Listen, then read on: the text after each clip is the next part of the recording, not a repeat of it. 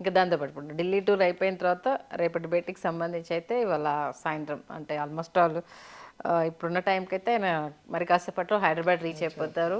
Telangana TDP శ్రేణులు అయితే చాలా సంతోషాన్ని వ్యక్తం చేస్తున్నారు. నాలుగోసారి ముఖ్యమంత్రి అయ్యాక మళ్ళీ ఎలక్షన్స్ అయిపోయిన తర్వాత ఫస్ట్ టైం హైదరాబాద్కి వస్తున్నారు అనేసి అని మొత్తం ఎయిర్పోర్ట్ నుంచి ఇటు టీడీపీ ఆఫీస్ వరకు కంప్లీట్ పసుపుమయం అయిపోయింది. చాలా రోజుల తర్వాత తెలుగుదేశం కార్యకర్తలు ఇవాళ ఒక పండుగ చేసుకున్నట్టే అనిపిస్తుంది. ఏంటి హైదరాబాద్ టూర్ అనేది అంటే అంటే హైదరాబాద్ టూరు చంద్రబాబు చేయటం అనేది ఇక్కడ వీళ్ళందరికీ తెలుగుదేశం వాళ్ళందరికీ కూడా ఇదిగానే ఉంటుంది. ఎందుకంటే తెలుగుదేశంకి తెలంగాణలో చాలా పునాది ఉంది. అవును, తెలుగుదేశం ఎన్టీ రామారావు వచ్చిన దగ్గర నుంచి కూడా చాలామంది కొత్తగా రాజకీయాల్లోకి వచ్చారు. కొత్త సామాజిక వర్గాలకు చెందిన వాళ్ళు వచ్చారు. అసలు రాజకీయంతో సంబంధం లేని వాళ్ళందరూ కూడా రాజకీయాల్లోకి వచ్చారు ఎన్టీఆర్ ప్రేరణగా తీసుకుని. అందుకని తెలుగుదేశంకి నిర్మాణం చాలా గట్టిగా ఉంది తెలంగాణలో. ఇప్పుడు ఏ పార్టీకి పోయినా, కాంగ్రెస్కి పోయినా లేకపోతే బీఆర్ఎస్కి పోయినా మళ్ళీ వాళ్ళే వెళ్ళారు. ఈవెన్ కేసీఆరే తెలుగుదేశం వాడు కదా. ఇప్పుడు మీకు బీఆర్ఎస్ టీఆర్ఎస్ లీడరు ఆయనే అక్కడి నుంచి తెలుగుదేశం. వచ్చిన వాళ్ళే కదా. అందుకని ఇప్పుడు మారిన పరిస్థితుల్లో ఇప్పుడు మరి వీళ్ళందరూ జోరుకి హుషారుకి కారణం ఏంటంటే మళ్ళీ వాళ్ళ నాయకుడు అక్కడ గెలిచాడు, ఎన్డీఏ కూటమిలో ఉన్నాడు కాబట్టి ఇక్కడ కూడా తమ పార్టీకి ఏమైనా మంచి రోజులు వస్తాయేమో అని చెప్పి వాళ్ళకి ఆ ఉత్సాహానికి అది కూడా కారణం అయి ఉండొచ్చు. అంటే గెలిచినాడికి అందరూ నీరాజనాలు పడతారు, అందరూ జయ జయ ధ్వానాలతో ఆహ్వానం పలుకుతారు. దాంతోపాటు వీళ్ళకి ఒక ఆశ ఏంటంటే మళ్ళీ మన తెలుగుదేశం పార్టీ కూడా ఇక్కడ చిగుర్లు దొరుకుతుందేమో అనేది ఒక ఆశ. ఎందుకంటే లాస్ట్ టైం తెలంగాణ ఎలక్షన్లో లాస్ట్ మూమెంట్ వరకు, ఎందుకంటే ములాఖత్కి వెళ్ళేంత వరకు కూడా మన తెలంగాణ టీడీపీ అధ్యక్షుడు ఆయన పేరు టక్కన గుర్తు రావట్లేదు, బీసీ వెల్ఫేర్ చివరి బీఆర్ఎస్లోకి వెళ్ళిపోయారు. మొన్న ఎంపీగా కూడా ట్రై చేశారు. చివరి నిమిషం వరకు కూడా పార్టీ నిలబడుతుంది, అనౌన్స్ చేశాము, క్యాండిడేట్లు రెడీగా ఉన్నారు, అది ఇదని ములాఖత్కి వెళ్ళేసి వచ్చిన తర్వాత ఇంకా పార్టీ అంటే చంద్రబాబు ముందు రెడీ చేసి వరంగల్లో కూడా పెద్ద మీటింగ్ పెట్టారు. పెట్టి వాళ్ళు ఎందుకు విత్డ్రా అయ్యారంటే పోయినసారికి మళ్ళీ బూమరాంగ్ అయిద్దామని. అంటే ఆంధ్రోడు వచ్చాడు, చంద్రబాబు వచ్చి ఇక్కడ గతం చేయడానికి ట్రై చేస్తున్నాడు. ఆ కాయినేజ్ మీదే పోయినసారి యాక్చువల్గా కేసీఆర్ గెలిచాడు అంతకుముందు. అందుకని మళ్ళీ అట్లయినా బూమరాంగ్ అయితే అనే భయంతో ఆయన వెనకాడినట్టున్నాడు. ఎందుకంటే కాన్సన్ట్రేషన్ అంతా ఏపీ మీద పెట్టాడు. అంటే ఇప్పుడు మళ్ళీ పరిస్థితి మారింది. టీఆర్ఎస్ని వాళ్ళు అనవసరంగా బీఆర్ఎస్ కింద మార్చుకున్నారు. కొంత ఈ తెలంగాణ సెంటిమెంట్ అనే వేడి తగ్గింది. ఇప్పుడు ఇక్కడున్న తెలుగుదేశం లీడర్స్ ఉన్నా అందరూ తెలంగాణ వాళ్ళే ఉంటారు, కానీ ఆంధ్ర వాళ్ళు వచ్చి ఇక్కడ పోటీ చేయరు కదా. ఇక్కడ లోకల్ లీడర్షిప్పే ఉంటుంది. అంతేకాకుండా ఇప్పుడు మన పోయినసారి కూడా జనసేన బీజేపీ కలిసి మొన్న ఎలక్షన్స్లో పోటీ చేసింది. జనసేన మాకు కొన్ని సీట్లు కావాలని బలవంతాన్ని తీసుకున్నారు. వాళ్ళకి బలం లేదని తెలుసు. అంటే పవన్ కళ్యాణ్ కూడా తెలంగాణలో కూడా తన పార్టీ ఉండాలి అనేది మొదటి నుంచి అన్నాడు. ఎందుకంటే తెలంగాణలో కూడా నాకు చాలామంది అభిమానులు ఉన్నారు, మా పార్టీ ఇక్కడ కూడా పార్టీ కార్యకలాపాలు కొనసాగిస్తాం, ఎన్నికల్లో పోటీ చేస్తామని మన పోటీ చేశారు. సరే ఇప్పుడు కూడా మళ్ళీ ఆయన మొన్న కొండగట్టు ఆంజనేయ స్వామి గుడికి వచ్చినప్పుడు కూడా క్లియర్గా చెప్పారు ఆయన చెప్పాడు. ఆయన కూడా ఇక్కడ బీజేపీకిను జనసేనకి ఆల్రెడీ టైప్ ఉంది. ఇప్పుడు ఈ ఎన్డీఏ కూటమిలో తెలుగుదేశం కూడా ఉంది కాబట్టి అక్కడ ఉండటం అంటే అక్కడ ఏపీకే కాదు కదా, ఎన్డీఏ కూటమిలో ఉంది అంటే ఆంధ్రలో, తెలంగాణలో, మహారాష్ట్రలో ఎక్కడైనా ఆ కూటమిలో కలిసే అవకాశం ఉంటుంది వాళ్ళకి బలం ఉంటే. అందుకని ఇక్కడ ఫ్యూచర్లో ఇప్పుడు మళ్ళా చంద్రబాబు దుకాణం తెరిచినా ఆశ్చర్యం లేదు. ఎందుకంటే చంద్రబాబు ఇంతకుముందు నాకు 2 రాష్ట్రాలు 2 కళ్ళు అన్నాడు. ఇక్కడ ఆయనకి ఇక్కడ చాలా బిజినెస్ ఇంట్రెస్ట్లు లేదంటే బంధువర్గం ఉంటారు, ఆ పార్టీకి సంబంధించిన లాబీలు క్వార్టర్లు ఉంటాయి. మొన్న కూడా ఆయన అక్కడ అరెస్ట్ చేస్తే ఇక్కడ హైటెక్ సిటీ దగ్గర మొత్తం పెద్ద ఈవెన్ ఏపీలో కన్నా పెద్ద ఎత్తున ఇక్కడే సపోర్ట్ వచ్చింది ఆయన. అంటే ఐటీ రంగంలో ఉన్నాళ్ళు వాళ్ళందరూ కూడా ఆయనకి కొంతమంది అభిమానులు కానీ బేస్ కానీ ఉంది కాబట్టి జనరల్గా ఏ పొలిటీషియన్ అయినా సరే లేకపోతే ఏ రాజకీయ పార్టీ అయినా సరే తనకు ఒక ఎక్స్పాన్షన్, అంటే ఇది ఎక్స్పాన్షన్ కూడా కాదు, అంటే ఇంతకుముందు ఆల్రెడీ దెబ్బతిన్నారు కాబట్టి మళ్ళీ చిగుర్లు దొరకటానికి, ఎండిపోయిన చెట్టుకి చిగుర్లు దొరకటానికి అవకాశం దొరికితే ఎవరు ఊరుకోరు కదా. అందుకని నేను అనుకోవటం చంద్రబాబు నాయుడు మళ్ళీ ఇక్కడ దుకాణం తెరిచినా ఆశ్చర్యం లేదు. ఎందుకంటే కూటమిలో భాగస్వామిగా బీజేపీ, జనసేన, టీడీపీ కలిసి ఉన్నాయి అనుకోండి. రేపు వీళ్ళు కొంచెం బలం వస్తే వీళ్ళకి 10 మంది క్యాండిడేట్లు గెలిచేది ఉంటే మోడీ కూడా వద్దండగా. ఎందుకంటే టీడీపీ తరఫున 10 మంది గెలిచారు. మరి టూ ఇయర్లీ టు డిస్కస్ అన్నట్టుగా ఉంది సార్. అంటే పాసిబిలిటీస్. ఓకే, ఇప్పుడు చూసే వాళ్ళకి మరి వాళ్ళకన్నా ఉత్సాహం మీకు ఎక్కువ ఉంది అనే కామెంట్స్ వస్తాయి సీరియస్ గా. బయట కార్యకర్తలు వాళ్ళతో మనం మాట్లాడినా ఎవరైనా సరే వాళ్ళ తెలుగుదేశం కార్యకర్తగా 30 ఏళ్ళ నుంచి ఉన్నాడు, తెలుగుదేశంలో ఉండాలనుకుంటాడు. కానీ ఇప్పుడు వాళ్ళకి ఇప్పుడు మొన్న డి శ్రీనివాస్ ఉన్నాడు, చివరికి ఆయన ఇటుపోయినా సరే మళ్ళీ నేను కాంగ్రెస్ జెండా కప్పించుకుని చచ్చిపోవాలనుకుంటాడు. ఇప్పుడు కేశవరావు ఉన్నాడు, ఆయన మళ్ళీ చర్మాంకంలో వచ్చాడుగా. ఇటున్న పొన్నాల లక్ష్మి కూడా అటు పోయి ఇప్పుడు చింతిస్తున్నాడు అనుకోండి, ఆయన ఆఖరి నిమిషంలో అనవసరంగా పోయి. అట్లా కాంగ్రెస్ వాళ్ళకు ఉండే బలం కాంగ్రెస్ వాళ్ళకు ఉంటుంది. ఎవరి పార్టీని వాళ్ళు డెవలప్ చేసుకోవాలి ఉంటారు. అంటే చంద్రబాబు అభీష్టమే కాదు, ఇక్కడ ఉండే వాళ్ళు కూడా ఇప్పుడు తుమ్మల వాళ్ళందరూ ఉన్నారు, ఈయన మండా వెంకటేశ్వరరావు ఉన్నాడు, ఆయన వీళ్ళందరూ ఏమనుకుంటారు, ఇప్పుడు మన పార్టీ ఉంటే మనం గెలిచేవాళ్ళం. వాళ్ళు కూడా బీఆర్ఎస్తో వెళ్ళటానికి ట్రై చేశారు. కొంతమంది కేసీఆర్ ధోరణి, కేసీఆర్ యాటిట్యూడు నచ్చక వీళ్ళు విత్డ్రా అయి ఉన్నారు. ఆల్మోస్ట్ అలా అంటే బీఆర్ఎస్లో అప్పుడు స్టార్ట్ చేసినప్పుడు వెళ్ళిన వాళ్ళు కూడా టీడీపీ నుంచి ఎక్కువ మంది కదా. అవునన్నా కదా. మళ్ళీ ఒకవేళ మంచి రోజులు వస్తే అంటే ఏది రాజకీయాల్లో, యుద్ధంలో, ప్రేమలో ఏది కూడా జరగచ్చు, ఏదైనా జరగచ్చు. అంటే ఏపీతో కంపేర్ చేసుకుంటే తెలంగాణలో అయితే ఈసారి బీజేపీ బాగా బలపడిందనే చెప్పాలి. ఇంకా ఎంపీ ఎలక్షన్లో అయితే అసెంబ్లీతో కంపేర్ చేసుకుంటే ఎంపీ ఎలక్షన్లో ఓట్ షేరింగ్ కావచ్చు, సీట్ల షేరింగ్ కావచ్చు, పోటాపోటీ ఇచ్చింది. మరి ఇప్పుడు ఇక్కడ కూటమిని అని అంటే వీళ్ళు యాక్సెప్ట్ చేయగలుగుతారు. బీజేపీ ఒకళ్ళే గెలిచే పరిస్థితి కూడా ఇక్కడ లేదు కదా, వాళ్ళకి 8 సీట్లే వచ్చినాయి. ఇప్పుడు నెమ్మదిగా గ్రో అవుతుంది బీజేపీ. బీజేపీకి ఒక 2 మిత్రులు ఉంటే వాళ్ళు మెజారిటీ షేర్ తీసుకుంటారు, వాళ్ళే సీఎంగా ఉంటారు, వీళ్ళు మామూలుగా ఎమ్మెల్యేలుగా ఉంటే బలమే కదా. ఇప్పుడు ఇక్కడ తెలుగుదేశం నిజానికైతే బీజేపీతో కలవటం పట్ల కూడా చాలా మందికి అభ్యంతరాలు ఉన్నాయి.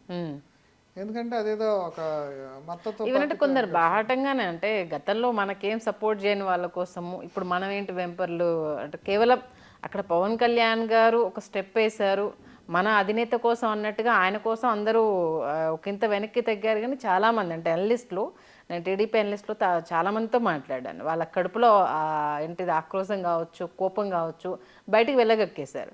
ఏంటంటే తప్పక ఇప్పుడు పవన్ కళ్యాణ్ గారు ఏంటంటే ఒక టైంలో టీడీపీ కుంగిపోతుందన్న టైంలో ఆయన వచ్చేసి ఒక సహాయం చేసినప్పుడు ఆయన చెప్పిన దానికి మనం కట్టుబడి ఉండాలని ఒక్క కారణంతో మేము బీజేపీతో నడవడానికి ఒప్పుకున్నాము, లేకపోతే ఎట్టి పరిస్థితుల్లో దరిదాపుల్లో కూడా రానియకపోయాము. ఇక్కడ ఇంకో విషయం ఉంది, ఇక్కడ ఇంకో అది ఓకే. ఇక్కడ ఇంకో విషయం ఏంటంటే బీజేపీకి టీడీపీకి ఉన్న సంబంధాలు, అనుబంధాలు చాలా పాతవి. ఎన్టీఆర్ని నాదెళ్ల భాస్కర్రావు తిరుగుబాటు చేసి దించేసినప్పుడు మొత్తంగా కూడా హెల్ప్ చేసింది వెంకయ్యనాయుడు. వీళ్ళందరూ ఇప్పుడు వాళ్ళందరూ ఒక క్యాంప్ అరేంజ్ చేసి ఎమ్మెల్యేలు అందరూ తీసుకెళ్ళి ఇప్పుడు కర్ణాటకలో బీజేపీ గవర్నమెంట్ ఉంటే అక్కడ దాసి, అంటే ఈ స్నేహం ఇప్పుడు కాదు, బీజేపీకి టీడీపీకి ఉంది. అంటే బైఫర్కేషన్ తర్వాత కదా చెడిందంతా కూడా. బీజేపీకి వాళ్ళకి సంబంధాలు ఉన్నాయి. ఇప్పుడు వెంకయ్యనాయుడు ఆ రోజుల్లో ఉన్నాడు, మిగతా లీడర్ ఇప్పుడు కిషన్ రెడ్డి కూడా వెంకయ్యనాయుడు శిష్యుడే. అంటే బీజేపీకి ఎన్టీ రామారావు ఉన్నప్పటి నుంచి తెలుగుదేశంతో సంబంధాలు ఉన్నాయి. అందుకని ఇప్పుడు బీజేపీ వాళ్ళు మనం టీడీపీ తోటి స్నేహం చేయడానికి వాళ్ళకి ఏం అడ్డమే ఉండదు. ఇప్పుడు ఆయన సెక్యులరిజం అంటే ఆయనకి ఏదైనా ఇబ్బంది ఉంది, అది కూడా ఆయన వదిలేసుకున్నాడు. ఓకే. అందుకని ఇప్పుడు ఆ కూటమి ఏర్పడినా, చంద్రబాబు ఇక్కడ మళ్ళీ దుకాణం తెరిచినా అంటే అవేమీ అసాధ్యాలు కావు రాజకీయాల్లో. అంటే ఎప్పుడైనా ఏదైనా జరగవచ్చు సార్, అది ఇప్పుడున్న సిచ్యువేషన్స్లో. అంటే ఆల్రెడీ ఉన్న బీజం ఇది, కాకపోతే ఇన్యాక్టివ్లో ఉంది, ఇప్పుడు యాక్టివేట్ చేసుకుంటారు అంతే. అంటే కేసీఆర్ బలంగా ఉన్నాడు, చంద్రబాబును అసలు రానివ్వకూడదని ఒక వ్యక్తిగతమైన పోటీతో తీసుకున్నాడు కాబట్టి ఆయన వెళ్ళిపోవాల్సి వచ్చింది. ఆ ఓటుకు నోటు కేసు కానీ ఇవన్నీ చూసుకుని పర్సనల్ కక్ష కూడా ఉంటుంది కదా. అందుకోసం ఇప్పుడు గవర్నమెంట్ వాళ్ళది లేదు, బీఆర్ఎస్ ఆల్రెడీ డీలా పడిపోయింది. ఈ టైంలో పుంజుకున్నాం అనుకో అన్ని రకాలుగా ఓ కక్ష సాధింపు అన్నట్టు. పెద్ద ఎత్తున పార్టీ రాపోయినా ఇప్పుడు మొన్న పెట్టారు కదా, ఇక్కడ శాఖ పెట్టారు, ఎలక్షన్స్ ముందు పెట్టి ఆయనకు అప్పచెప్పారు. ఆయన కూడా కొంత యాక్టివిటీ చేసి వరంగల్లో కూడా సభ పెట్టారు. అంటే వాళ్ళ ఉద్దేశం ఏంటి, ఇక్కడ పార్టీ ఇప్పుడు మనం కొత్తగా మనం కనిపెడుతుంది, మనం ఏదో ఎక్కువగా మనం మాట్లాడుతుంది కూడా లేదు. ఆల్రెడీ వాళ్ళ ఇంటెన్షన్ మొన్న వరంగల్లో పెద్ద సభ పెట్టారు. అవును, టీడీపీని ఇక్కడ నిలబెట్టాలని ట్రై చేశారు. అందుకే మెన్షన్ చేశాను కాసాని జ్ఞానేశ్వర్. ఎలక్షన్ వరకు ఆయన జైలుకి వెళ్ళనంత వరకు పోటీలో ఉంటాము అన్నదే ఉండింది. అభ్యర్థుల్ని తీయడము, రథాలను సిద్ధం చేసుకోవడము, కాసాని జ్ఞానేశ్వర్ డిస్ట్రిబ్యూషన్ అంతా చేసేసారు. ఇంకా అధినేత ఆజ్ఞ కోసం వెయిట్ చేస్తున్నాం అన్న టైంలో సెకండ్ ములాఖత్కి వెళ్ళేటప్పటికి ఇంకా ఆయన లేదు ఈసారి పోటీ చేయట్లేదు అని అనౌన్స్ చేసి ఆయన కూడా పార్టీ నుంచి అంటే చంద్రబాబుకి అప్పుడు ఏమైందంటే జగన్, కేసీఆర్ ఇద్దరు మిత్రులు. ఇప్పుడు అనవసరంగా ఇక్కడ మళ్ళీ రప్చర్ చేసుకుంటే అసలే అక్కడ పరిస్థితి బాగాలేదు. అప్పుడు పార్టీ అస్తిత్వానికే ఇబ్బంది వచ్చే పరిస్థితి ఏర్పడింది. ఎందుకంటే చంద్రబాబు జైల్లో ఉంటే పార్టీ అంతా డీలా పడింది. నిజంగా పవన్ కళ్యాణ్ ఆ రోజు అక్కడికి రాబట్టి అందరూ ధైర్యంగా కొంత బయటకు వచ్చారు. ఆ రోజు బాలకృష్ణ, లోకేష్ ఇద్దరు మొహాలు ఒకసారి గుర్తు తెచ్చుకోండి. ఇద్దరు పేల్గా జైలు ముందు నుంచున్నప్పుడు ముగ్గురులో ఇద్దరు ఒకటే లీడ్ రోల్ తీసుకుని మాట్లాడింది కూడా ఓన్లీ పవన్ కళ్యాణ్. పవన్ కళ్యాణ్ మాట్లాడు. వాళ్ళు తెల్లమొహాలు వేసుకుని కూర్చున్న పరిస్థితి. అంటే అంతగా డీలా పడ్డారని వాళ్ళని అవమానం చేయటం అనేది నా ఉద్దేశం కాదు. అంటే వాళ్ళ అట్లాంటి పరిస్థితుల్లో బ్యాక్బోనే అక్కడ ఉంది కదా సార్. మళ్ళీ హైదరాబాద్లో తెలంగాణలో పార్టీని మళ్ళీ నడపలేమనే భయంతో వాళ్ళు ఆగిపోయారు. స్ట్రాటజిక్ రిట్రీట్ అంటారు దాన్ని. ఓకే. యుద్ధంలో ఏంటంటే మనం ముందుకు దూసుకుపోలేనప్పుడు ఏం చేస్తామంటే కొంత ఒక అడుగు దూరం వెనక్కి వెనక్కి వస్తాం. వెనక్కి వచ్చి మళ్ళీ బలం కూడగట్టుకుని వెళ్ళి శత్రువుని బలంగా గుర్తాం అనమాట. అది స్ట్రాటజిక్ రిట్రీట్ కావచ్చు. ఆ స్ట్రాటజిక్ రిట్రీట్ నుంచి మళ్ళీ అప్పుడు ముందుకు వెళ్ళే అవకాశం లేకపోలేదండి. మొత్తానికైతే ఆఫ్టర్ లాంగ్ టైం అయితే హైదరాబాద్ అంతా పసుపుమయం అయిపోయింది.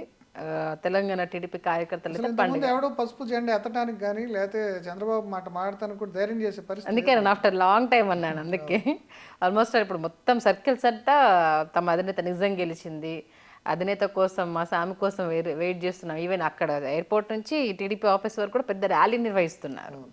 అంటే ఎన్నో సంవత్సరాల నుంచి లోపల కూడగట్టుకున్నదంతా బయటికి పెళ్ళిబిక్కినట్టుగా ఉంది ఇప్పుడు వాళ్ళది. అంటే ఇంకా ఆల్మోస్ట్ ఆల్ ఇంకా బీటలు అయిపోయింది అన్నది మళ్ళీ మెల్లిమెల్లిగా రూట్లోకి రాబోతుంది అయితే.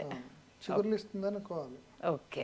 ఇంకా రేపటి భేటీ అని అంటే మరి ఇప్పుడే మాట్లాడేసుకున్నా కూడా బాగుండదు. ఆల్రెడీ దీని గురించి మనం అదే అంటున్నా. ఇంకా రేపు సమస్యలు ఏం మాట్లాడతారో ఇంకా ఇద్దరు సీఎంల ప్రెస్ మీట్ లాంటివి ఏమన్నా రేపు ఎక్స్పెక్ట్ చేయొచ్చా సార్? అంటే వాళ్ళు ఓపెన్ గా చెప్పదలుచుకుంది ఒక కాంక్రీట్ గా ఏదైనా వస్తే అంటే ఇప్పుడు ఒక చిన్న మెసేజ్ ఇవ్వాలనుకున్నా కూడా అంటే ఒక మంచి సానుకూల వాతావరణంలోనే వెళ్తుంది ఇది. ఏది గుప్పెట మూసినట్టు ఉండదు. ఏది డిస్కషన్ అయినా ఓపెన్ అనేది అంటే మా సఖ్యత బాగానే ఉంది. చర్చలు సజావుగా సాగి చర్చల్లో కాంక్రీట్ గా వీళ్ళకి ఒక సొల్యూషన్, ఒక ఎమికబుల్ సొల్యూషన్ వస్తే జాయింట్ ప్రెస్ మీట్ పెట్టి సంతోషంగా అనౌన్స్ చేస్తారు. దాంట్లో ఒకవేళ వీళ్ళు ఏదన్నా కొన్ని అంగీకారం కుదిరినా సరే కొన్ని ఇష్యూస్ మనం బయటకు చెప్పడం వల్ల పొలిటికల్గా ఇబ్బందులు వస్తాయి అనుకుంటే వాటిని సైలెంట్గా ఎవరింటికి వాళ్ళు వెళ్ళిపోయి సైలెంట్గా దాన్ని అమలు జరుపుతారు. ఓకే.